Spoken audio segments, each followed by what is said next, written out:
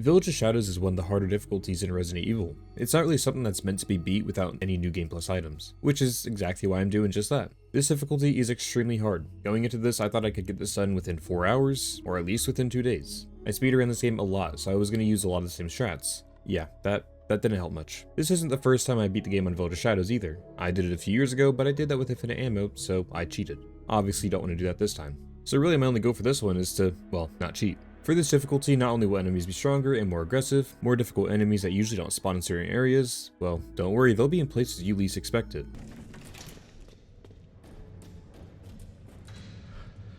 Resources are of course very limited, so I would try and save ammo for the bigger boss fights. However, more light does spawn in, allowing you to further upgrade your weapons, which is really nice. Like I said, this isn't really meant to be done in a new game. Either way, I don't intend on dying. Starting the game and see my beautiful wife, telephone. I know she looks a bit weird and different from the last time we saw her, but it's okay. The child looks a bit weird too, and to be honest, I think we should get rid of it. Just don't tell telephone I said that. At the dinner table, after putting that weird looking kid down, and by down, I mean it's no longer with us. I killed it. We got into an argument as she caught me talking with my other phone. Cheating on telephone with my cell phone right in front of her is kinda messed up. Out of nowhere, she gets shot and absolutely obliterated by gunmen outside the house. Chris flips over the table for whatever reason. He just likes to make a dramatic entrance. He shoots my telephone right in front of me without telling me why and kidnaps my child. Not too upset about that one, to be honest. Anyways, a soldier knocks me out and I wake up in the middle of the woods after the car crashed. Where even are we? No road is anywhere near this. I go on a nice walk through the woods, cut myself on this fence because Ethan's an idiot. I'm 2 minutes into this playthrough and he's already bleeding. Coming across this cabin that I just saw a barefooted man run into a few seconds ago, so I of course have to investigate it. Maybe he'll give me a sniff. Lots of things fall over from a mysterious person or thing that's somehow in this house with us. Continuing further down the path and coming across the village. My only goal from here on out is to find my child again. Despite me hating it and wanting to get rid of it, telephone loved that kid,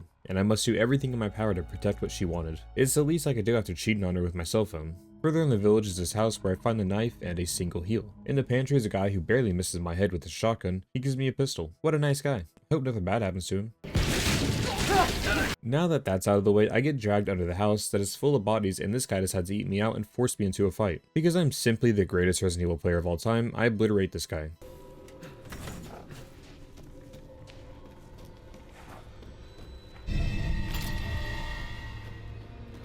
Oh, okay, well, it worked, so it's fine. Just pretend I fought him, please. In this barn, I'm breaking the stairs. I pick up this ammo, and the barn is now surrounded by lichens. This guy is pretty easy to kill, as long as you know how to do the strat perfectly. For some reason, if you run around him, back up the stairs into this wall, then turn around and wait on the step, he can't hit you. Again, as long as you do it right.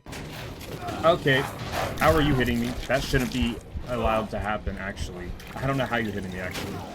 That doesn't make any sense. It usually works. I honestly don't know why it didn't work there, but I don't know why it works in the first place, so you know what? It's alright. Somehow I was able to fix it and blasted loads all over his face until he exploded. Heading back outside, leaving the cell hole, I shoot this guy on the roof and immediately go hide behind this door to avoid getting hit. Once again, another speedrun strat saving me a lot of trouble. I stay here for a few minutes until the big guy spawns in. Once he's here, I leave as enemies can start spawning in behind you. I personally did not want to receive backshots at this time. I run into the house you normally do, grabbed a shotgun and block up the door. I did have to use another heal after I got into the house as I somehow got hit climbing up the ladder. While I was killing time in this house, I just kept putting bullets into this man's head, just to prevent him from knocking down the door and pounding me. Eventually the time runs out and one of them teleports inside the building, slamming me through the wall. This really hot big guy jumps down and stares at me before they all get called back to the castle, and now that I'm all alone again, I do a bit of looting. This is what goes on the majority of this playthrough, so I'm really not going to talk about that much, so just know that it happened. Going through this gate, having a quick chat with the hot grandma, and making my way over to the church and grabbing the first crest needed for the castle. After that, I continue making my way up to Eliza's house at the top of the hill. These enemies can be avoided by running around them on the right side. As long as you don't get stuck here like I did here, you should be fine. In this house is a girl with her father. He's been injured, so I helped him inside the house. Here we have a nice family dinner where absolutely nothing goes wrong.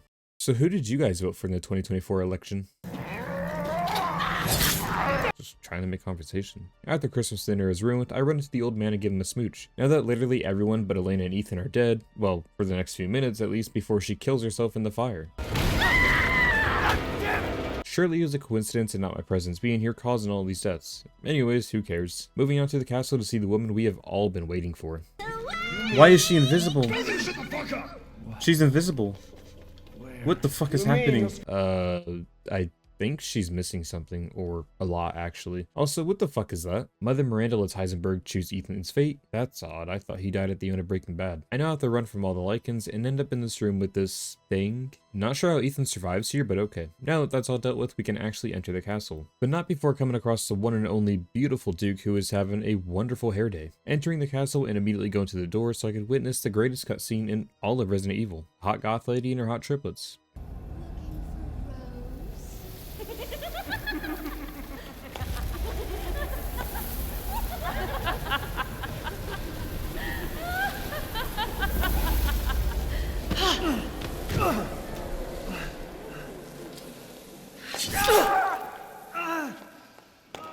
Man blood.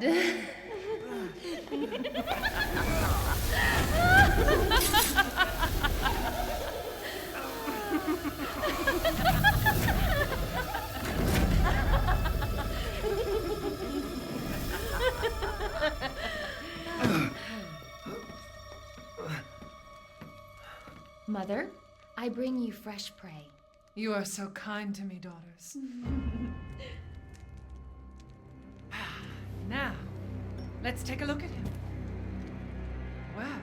Well, Ethan Winters. Wait, who's that? This isn't what I paid for. After whoever this is give my hand a sucking and hang me from my hands, they leave the room and I run after them to kill him. On the way out, I steal the statue's eye, because, well, he doesn't need it anymore. After inserting said eye into the store, it initiates another chase sequence. Yeah, this is a lot of running. I fall down this huge hole in the floor and somehow get back up on my feet with no issue and continue on. In the dungeons, there are enemies all around me. Like normally, I faced them all like a man and killed them. Whatever's being shown on the screen right now is probably AI. Pretending that didn't happen, I make my way to the first fight of the game. I'm not exaggerating when I say this was the hardest boss fight in the game. Beladimitrescu. Usually on a normal difficulty or even hardcore, this isn't bad. You're in a small room, but it's just you and her, so it shouldn't be an issue. It's the same with Village of Shadows. However, instead of it being only Bela, two other Marosha are also in here with you. They take multiple shotgun shots to the head just to die. So while also avoiding Bela and the other two, while somehow having the time to shoot any of them was very difficult. On New Game Plus, this would be so easy. I'd have so many more items, but I have none of that. Even if I somehow managed to avoid one of them, the other would come over and slap me in the face. Many times I would get stun locked right after I loaded in and died. Can't say I've ever been spawn killed in a Resident Evil until this one. I died a lot of times to say the least. Get up, man. Get up!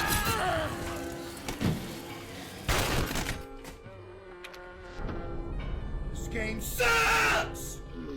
After a lot of time, I found out a trap. Run into this hallway, place down a mine, and blow all three up. This would do a good amount of damage to the other enemies, as well as Bela, and give me time to kill both of them, leaving just Bela left. Even after figuring out this trap, I could not do it. So after a countless amount of deaths, and over an hour of dying over and over again, I gave up. I cheated. On the very first boss fight of the game, I already cheated. I simply turned Bela's speed down to 50%. It was something that I really did not want to do. I was streaming this at the time, and for like the last 30 minutes of it, I was debating on whether or not I should do it. Everyone kept telling me to do it, so eventually, I pussied out and gave in. I couldn't do it anymore. I still somehow managed to get hit by her by doing this, but I was able to finally get it done. Not a great start, and at the time of recording this, I did that more than a month ago, and I'm still not happy about it. I mean, it was one of the only things I was thinking about the entire playthrough, about how I could not get that one done. But enough of that, let's just move on. This next part is really easy. After doing this quick puzzle, drain the bloodbath, and go underground, here's where another speedrun strat comes in handy. If you simply turn down your FPS to 30 and accept that your game is going to look disgusting for a minute, you can run by everyone here, except for this guy at the top of the stairs, so I shoot him in the face and go up the elevator. Back outside of the castle, I sneak over to the big woman's window and watch from the outside. Something doesn't seem right. After she destroys her desk and leaves her room, I steal a key, and as I'm leaving, she comes back in and slams me through the floor. It's only fair, I did steal a key, so I should be thrown 100 feet underground. All I gotta do is open this door. Come on, that's all you got? What the fuck, bro? I barely managed to avoid her, even after realizing that more enemies are down here than usual, but thankfully I managed to make it out and grab the first mask needed to start the main boss fight. The other two sisters are fairly easy to take care of, nowhere near as bad as Bela. I was able to get them done on the first try. Daniela is a nerd who spends all her time in the library, so I of course come in and ruin her quiet time and kill her. To do that, I just have to simply turn this lever a few times, shoot her, and just repeat that process until she falls. Next is Cassandra, who is a bit more difficult. I blew up in the side of this wall with a pipe bomb and kept running around in circles as she was way faster than I thought. Okay, bro. What are we doing? Ring around a Rosie? What the fuck are we doing? What are we doing, bro? There you go. Oh, nope.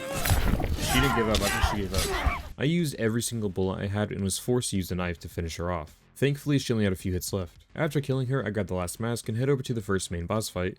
Oh my god, no fucking way, she's a train? Yeah, this doesn't seem right. Whatever. This'll be fine, let's just do this.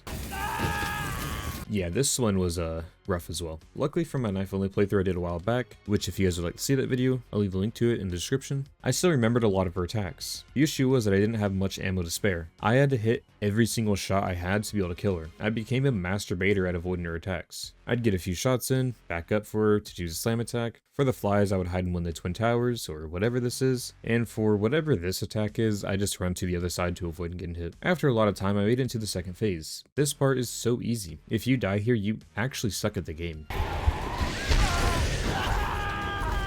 Oh, I ended up upgrading my weapons a bit more after I die, as the game allows you to visit the shop after a certain amount of deaths. It helped a bit, but I still had to hit every single shot to have a chance. With this mod on, I actually had to turn it off, as it made it harder to see where I had to shoot. And when I need to hit every bullet I have, well, I kinda need to see clearly. I got off for the day, as I could only take so many deaths in one day, and pick it back up the next day. I actually got it done first try. I mean, that's awesome, but I really could have used that yesterday. This one took around 40 minutes to take down. Some of these attempts would last quite a while as well because of how much health she has. After the fight, I pick up this mysterious flask and run into the hot grandma again. After a quick talk, I grab the wing key and head over to the Duke. He proceeds to tell me that the flask in my hands is my daughter's head.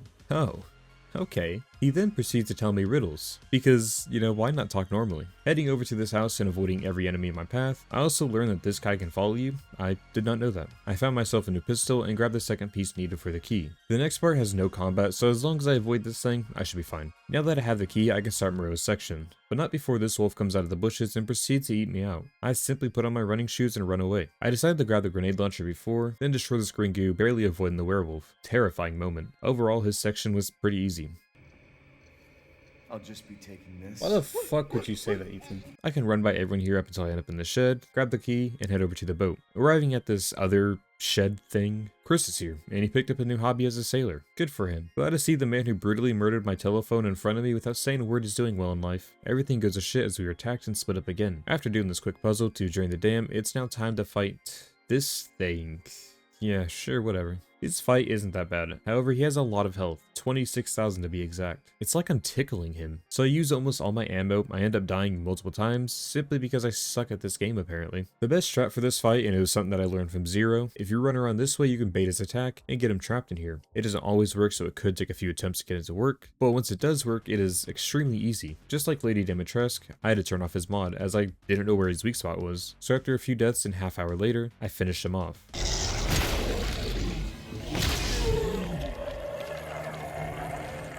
Oh my god, dude, that took so long. Truly the ugliest piece of shit I have ever seen. Next up is a stronghold, and oh my, was this annoying. I try to run past everyone here, but of course that just doesn't work, so I had to shoot this guy before. Sometimes I could make it to the zipline before getting hit, but others I would somehow get hit from somewhere. I'll get hit even on the zipline. This took multiple attempts to get perfect and make it through. Up top, the door I need to get through is surrounded by an insane amount of enemies. I blow them up, stunning them in the process, and run by. In this cave is another boss fight. This fight is hell. Not only does Urias have a lot of health, hits hard, he also has friends that he invites every couple minutes. It wouldn't be too bad if it was only him. Just like the bailiff fight, but with his friends, it's tough. This time though, I wouldn't cheat. Instead, I would just crash out every 5 minutes due to me dying. I was healing! What the fuck do you mean? He was literally pouring the liquid onto his hand. How am I dead? I died here a lot. He has so much health, so no matter what I did, I couldn't kill him. His friends are not at all an issue, surprisingly. He would sometimes kill them himself, or I would one-shot them. His attacks are also pretty hard to predict. The only one I could 100% avoid was where he threw the pillar. That allowed me to get a few good hits in. That just still was not enough. After a lot of ammo, heals, and a ridiculous amount of deaths, I put the final shot into him. Somehow even after that, I had a lot of handgun ammo. 190 to be exact. That's really nice. Now onto the final main area of the game, the factory. This part is really easy, so as long as you know where to go, you'll be fine. However, there is something that could cause issues.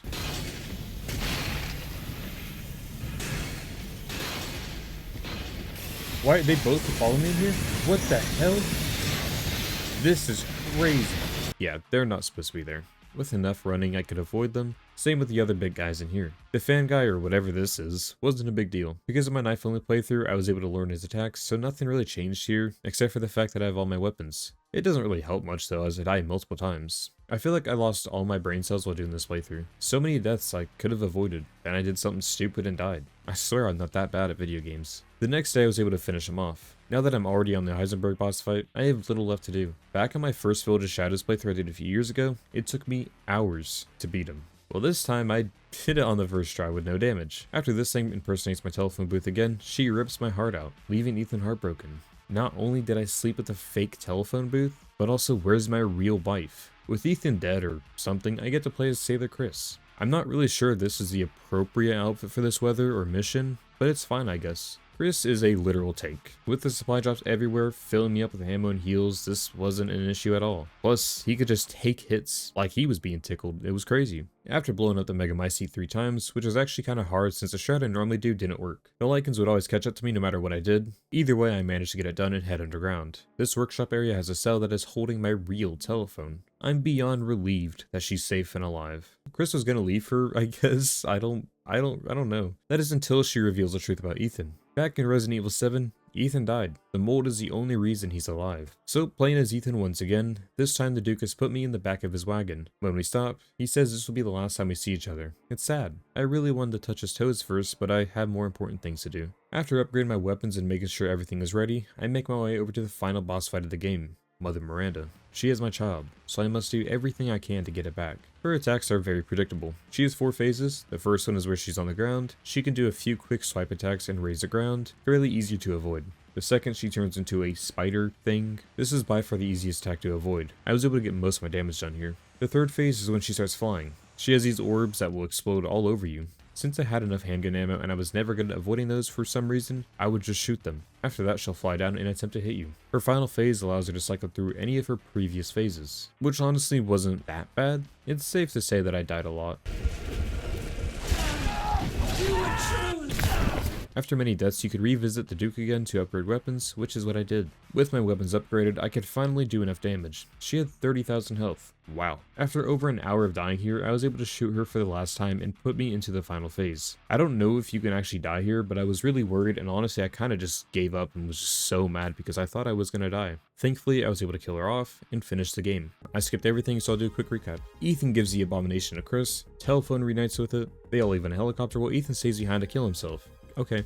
Yay, game's over, I did it. Still disappointed that I cheated, but I could not do it. One day I will return and get it all done legit. I can't promise that. I just don't know when. This playthrough took just over 8 hours, which is kind of insane. Normally I can beat this game in under 2 hours, which is why I thought I could do it in under 4. I could not have been more wrong. If you guys enjoyed this video, feel free to like and subscribe. I stream all of my playthroughs of any game I play over on Twitch, so if you guys want to drop a follow over there, link for that is in the description. Let's see if we can hit 10k by tomorrow night. Anyways, thank you all for watching, and I'll see you guys in the next one.